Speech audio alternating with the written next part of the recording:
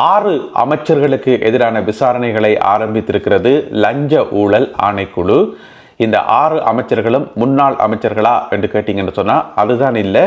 இந்நாள் அமைச்சர்கள், இப்ப பதவியில் இருக்கிற அமைச்சர்கள், உங்கள் எல்லோருக்கும் நன்கு தெரிந்த பிரபலமான அமைச்சர்கள், முக்கியமான அமைச்சர்கள். இப்ப ஆட்சியில் இருக்கிற அமைச்சர்களுக்கு எதிராக எதற்காக லஞ்ச ஊழல் ஆணைக்குழு வந்து விசாரிக்கணும்?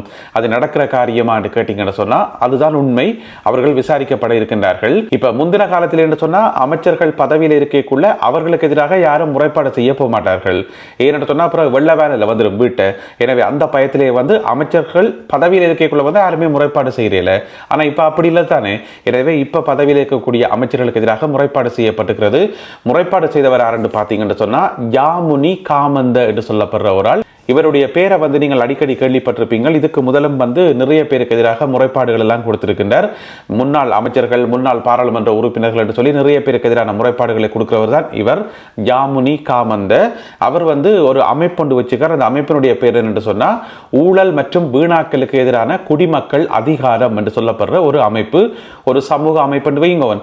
இந்த விசாரணைகளில் சிக்கி இருக்கக்கூடிய அமைச்சர்கள் யாருன்னு பார்த்தீங்கன்னு சொன்னா 5 அமைச்சர்களும் ஒரு பிரதி அமைச்சரும், அமைச்சர் பிமல் ரத்நாயக்கா அவர்கள், அதே போல அமைச்சர் வசந்த சமரசிங்க, அதே போல அமைச்சர் குமார ஜெயக்கொடி, அமைச்சர் சுனில் ஹந்துனெத்தி, அதே போல நலிந்த ஜெயதிச. இவர் வந்து சுகாதார அமைச்சர், ஊடக அமைச்சர். ஊடகங்களுக்கு வந்து அரசாங்கத்தினுடைய நிலைப்பாடுகளை சொல்றவர், நடக்கிற விஷயங்களை வந்து ஊடகங்களை சொல்றவர் தான் அமைச்சர் நலிந்த ஜெயதிச. மிக முக்கியமாக அமைச்சரவை முடிவுகள் எல்லாத்தையும் வந்து ஊடகங்களுக்கு சொல்றவர். இப்ப பாத்தீங்கன்னா சொன்னா அவற்றை பெருமிதில வந்திருக்குது. அவருக்கு எதிராக விசாரணைகள் நடக்க போகுது. எனவே அடுத்த முறை ஊடக சந்திப்பு நடக்கக்குள்ள ஊடகவியலாளர்கள் கட்டாயம் கேட்பினும் நினைக்கிறேன். என்ன கணக்க காசெல்லாம் சேர்த்து வச்சுக்கிறீங்களாம், சொத்துக்கள் எல்லாம் சேர்த்து வச்சுக்கிறீங்களாம், என்ன மாதிரி என்று சொல்லி கேட்பினம் தானே. எனவே இந்த முக்கியமான 5 அமைச்சர்களோட மற்றும் ஒரு பிரதி அமைச்சர், அமைச்சர் சுனில் வட்டகல, பிரதி அமைச்சர் சுனில் வட்டகல, பாதுகாப்பு பிரதி அமைச்சர். எனவே இந்த 6 பேருக்கு எதிரான விசாரணைகளும் வந்து ஆரம்பிக்கப்பட்டிருக்காம். இப்ப லஞ்ச ஊழல் ஆணைக்குழு வந்து என்ன செய்திருக்குன்னு சொன்னா இவர் இருக்கார் தானே யாமுனி காமந்த, அவரை வந்து நாளைக்கு 30ஆம் தேதி விசாரணைக்கு வர சொல்லி கூப்பிட்டு இருக்குது. அதாவது நீங்கள் கொடுத்த முறைப்பாட்டின்படி நாங்கள் விசாரணைகளை ஆரம்பிச்சுக்கிறோம் அமைச்சர்மாருக்கு எதிராக. இருந்தாலும் ஒரு சில சந்தேகங்கள் இருக்குது, ஒரு சில கேள்விகளுக்கு வந்து நீங்க பதில் சொல்லணும், வாங்க விசாரணைக்கு சொல்லி நாளைக்கு கூப்பிடப்பட்டிருக்கிறது. எனவே நாளைக்கு போயிட்டு இவர் மேலதிக விளக்கங்களை கொடுப்பார் என்று சொல்லி சொல்லப்படுகிறது. அதுக்கு பிறகு இந்த அமைச்சர்கள் வந்து விசாரணைகளுக்காக அழைக்கப்படுறதுக்கான வாய்ப்புகள் இருப்பதாக சொல்லப்படுது. எனவே இது வந்து ஒரு வகையில் சொல்ல போனா அரசாங்கத்தினுடைய ஒரு நேர்மை தன்மையை காட்டுது என்று சொல்லலாம். என்னதான் அமைச்சர்களாக இருந்தாலும், முக்கியமான அமைச்சர்களாக இருந்தாலும் அவர்களும் தேவைப்பட்டால் விசாரிக்கப்படுவார்கள். சட்டம் அனைவருக்கும் சமம் என்றது இவர்கள் விசாரிக்கப்படும் போது மீண்டும் ஒரு தடவை உறுதிப்படுத்தப்படும். எனவே பொறுத்திருந்து பார்ப்போம் இந்த வழக்குகள், விசாரணைகள் எல்லாம் எப்படி போப்பது என்று சொல்லி. என்னதான் இருந்தாலும் ஆளுங்கட்சிக்கு எதிராக வழக்கொண்டு போடப்பட்டு அமைச்சர்கள் விசாரணைகளுக்கு உட்படுத்தப்படுறதுன்றது கொஞ்சம் ஆச்சரியமான செய்திதான். இலங்கையினுடைய வரலாற்றில் நாங்கள் இதுக்கு முதல் கேள்விப்படாத செய்திதான். பொறுத்திருந்து பார்ப்போம். பல கொலை சம்பவங்களுடன் சம்பந்தப்பட்ட மிக முக்கியமான ஒரு குற்றவாளியை போலீசார் எதேச்சையாக கைது செய்த ஒரு சம்பவம் ஒன்று பதிவாகி இருக்கிறது. என்ன நடந்திருக்குன்னு சொன்னா இப்ப நாடு முழுக்க வந்து முழு நாடும் ஒன்றாக என்று சொல்லி இந்த போதைப் பொருளுக்கு எதிரான நடவடிக்கை நடக்குது தானே. அதுல பாத்தீங்கன்னு சொன்னா ஒவ்வொரு நாளும் பல நூற்றுக்கணக்கான ஆட்கள் வந்து கைது செய்யப்படுறதும், தடுப்பு முகாம்களுக்கு அனுப்பப்படுறதும், பிறகு விடுவிக்கப்படுறதும் என்று சொல்லி நடந்து கொண்டே இருக்குது. ஒவ்வொரு நாளும் நூற்றுக்கணக்கான ஆட்கள் வந்து கைது செய்யப்பட்டு இருக்கணும். அந்த அடிப்படையில் வந்து இந்த மாசம் 24ஆம் தேதி மீட்டியாகொட என்று சொல்லப்படுற இடத்துல வந்து நிறைய பேரை கைது செய்தது. அதுல வந்து இந்த சம்பந்தப்பட்ட ஒரு ஆள் வந்து கைது செய்யப்பட்டிருக்கார். சரி, போதைப் பொருளை வச்சிருந்திருக்கார் என்ற அடிப்படையில் வந்து கைது செய்து கொண்ட ஆளை வச்சு விசாரிச்சா அவர்கிட்ட இருந்து நிறைய அதிர்ச்சியான தகவல் எல்லாம் வெளியில வந்திருக்குது. அவர் போலீஸ்காரரை பார்த்து கேட்டிருக்கார், நான் ஒரு இடத்துல துவக்கொண்டு ஒழிச்சு வச்சுக்கிறேன்னு தெரியுமா உங்களுக்கு என்று சொல்லி கேட்டிருக்கார்.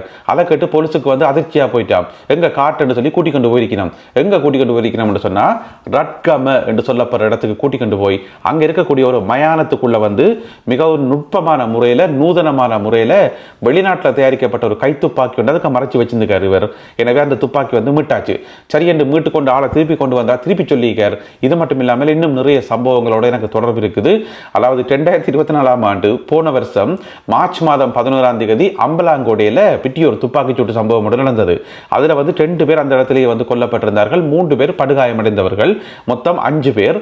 எனவே அந்த சம்பவத்தினுடைய பிரதானமான துப்பாக்கிதாரி தான் என்றதை இவரை ஒப்புக்கொண்டுட்டார். நான் தான் அதை சுட்டதான் என்று சொல்லி. அப்ப போலீஸ் வந்து அதுக்காகலாம் தேடி கொண்டு வந்தது அந்த துப்பாக்கிதாரி எங்கே என்று பார்த்தா இவர் தான் அவர் சரி எண்ணி போட்டு அந்த சம்பவத்தையும் இவருடைய வழக்கில் வந்து சேர்த்தாச்சு. அதுக்கு பிறகு இன்னும் ஒரு கதை என்று சொல்லியிருக்கார். இந்த வருஷம் 2025ஆம் ஆண்டு மே மாதம் 3ஆம் தேதி மீட்டியா கூட பகுதியில் இடம்பெற்ற ஒரு துப்பாக்கி சூட்டு சம்பவத்தில் 2 பேர் கொல்லப்பட்டிருந்தவர்கள். T56 வகை துப்பாக்கியால் வந்து சுடப்பட்டு தான் 2 பேரும் கொல்லப்பட்டிருந்தவர்கள். அந்த துப்பாக்கி சூட்டு சம்பவத்தோடையும் தான் சம்பந்தப்பட்ட என்று சொல்லி தானே வாக்குமூலம் கொடுத்துக்கார். அங்க 2 பேர், அப்புறம் இங்க 2 பேர், எல்லாத்தையும் நான் தான் முடிச்சேன் என்று சொல்லி வாக்குமூலம் கொடுத்துக்கார். அது மட்டும் இல்லாமல் இப்போ போன மாதம் நவம்பர் மாதம் 28ஆம் தேதி இதே மீட்டியா கூட என்ற பகுதியில் வந்து ஒரு ஆள் சுட்டுக் கொல்லப்பட்டிருந்தவர். அந்த சம்பவத்துக்கும் தனக்கும் தொடர்பு இருக்குன்னு சொல்லி எல்லாத்தையும் வந்து வாக்குமூலமாக கொடுத்துருக்கார். இப்போ போலீஸ் வந்து எதுக்கோ கைது செய்தது. கடைசியாக பார்த்தீங்கன்னு சொன்னால் அந்த கிணறு வட்டைக்குள்ள பூதங்கிளம்புன்னு சொல்கிற மாதிரி இவரை விசாரிக்க இவ்வளோ தகவலும் வெளியில் வந்திருக்குது. எனவே நீண்ட காலமாக தேடப்பட்டு வந்த மிக முக்கியமான ஒரு குற்றவாளி ஒன்று தானே தன்னுடைய வாயால் நிறைய வாக்குமூலங்களை கொடுத்து இப்போ போலீஸில் வந்து மாட்டியிருக்கிறார். எனவே விசாரணை தொடர்ந்து இடம்பெற்று வருவதாக சொல்லப்படுகிறது. 1.5 கோடி ரூபாய் பெறுமதியான சட்டவிரோதமான பொருட்களை நாட்டுக்குள் கொண்டு வந்தார்கள் என்கிற குற்றச்சாட்டின் அடிப்படையில் கட்டுநாயக்கா விமான நிலையத்தில் நேற்று மாலை 2 பேர் கைது செய்யப்பட்டிருக்கிறார்கள். கைது செய்யப்பட்ட 2 பேருக்கும் எத்தனை வயசு என்று பார்த்தீங்கன்னு சொன்னால் ஒரு ஆளுக்கு வந்து 22 வயசு, மற்றவருக்கு வந்து 23 வயசு. என்ன சாமான் கொண்டு வந்திருக்கணும் என்று சொன்னால் ஒன்று வந்து ஐபோன்கள், அதாவது ஒரு ஐபோன் 2 ஐபோன்டா பரவாயில்ல, 25 ஐபோன் கொண்டு வந்திருக்கணும். அப்போ சந்தேகம் இருந்தானே, அதால் பிடிச்சாச்சு. அது மட்டும் இல்லாமல் சிகரெட்ஸ் கொண்டு வந்திருக்கணும். வெளிநாடுகளில் தயாரிக்கப்பட்ட சிகரெட்ஸ் வந்து அனுமதியே இல்லாமல் கொண்டு வந்திருக்கிறோம். எவ்வளோன்னு சொன்னால் 84,000 சிகரெட்ஸ் கொண்டு வந்திருக்கிறோம். அதாவது 420 பெட்டிகளில் 84,000 சிகரெட்ஸ் கொண்டு வந்திருக்கிறோம்.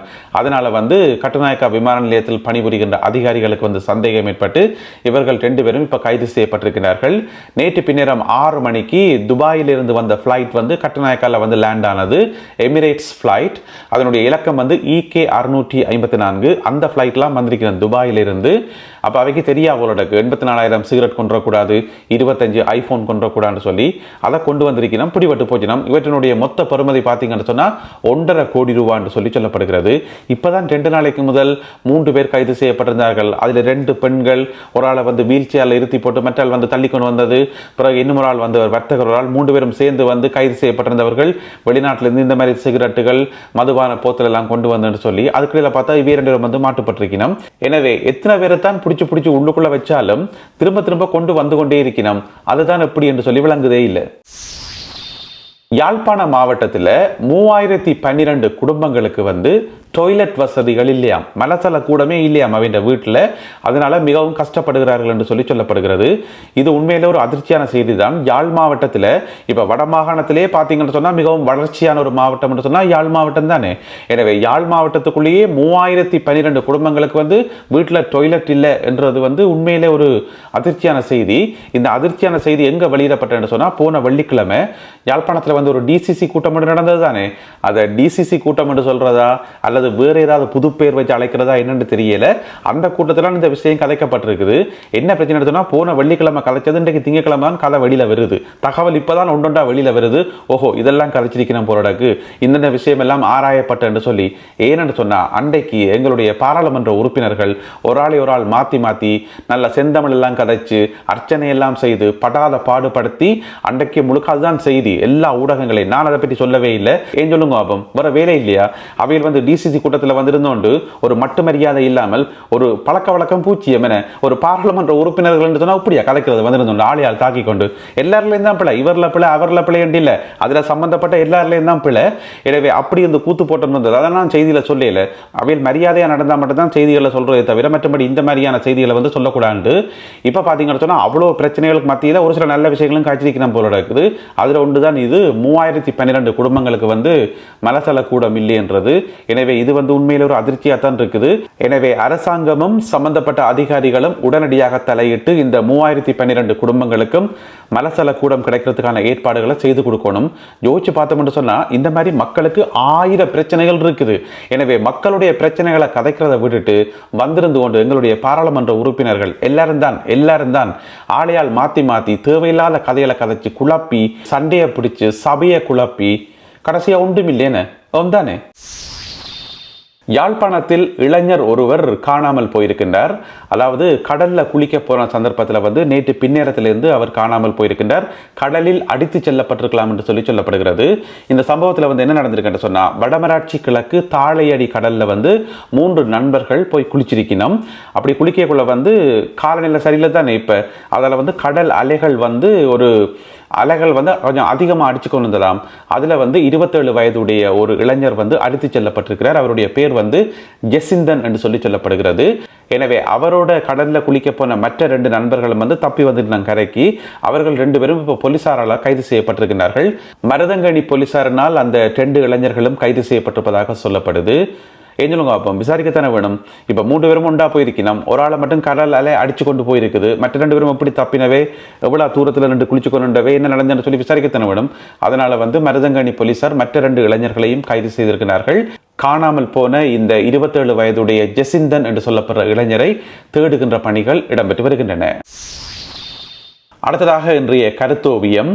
ஒரு பெரிய போலீஸ் அதிகாரி ஒரு ஆள் நிற்கிறார்.